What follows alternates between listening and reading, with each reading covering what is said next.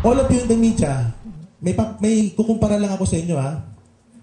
Ito, but I will not show it to you because wala pang permission from our client.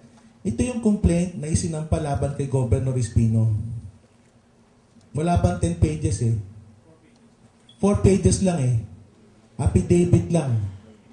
Ito, yung sinampa laban kay Mr. Braganza. Alright?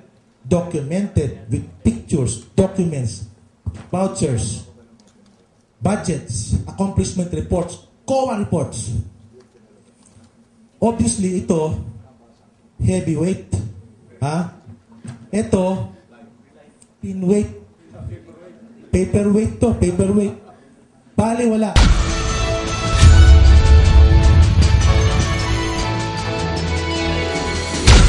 Dito naman po tayo sa Pangasinan State University Expansion Project. Hanggang sa kasalukuyan po, isang building pa lang po yung natatapos. Meron pa pong 2 buildings na hindi pa po nako-construct.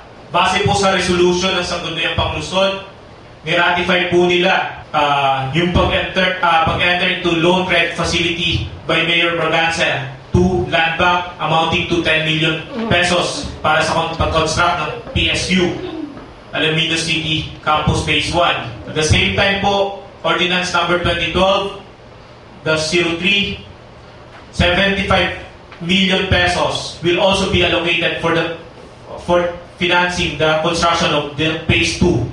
Pero hanggang sa kasalukuyan po, hindi pa po nagagawa yung Phase 2 or Buildings 2 and 3 of the project.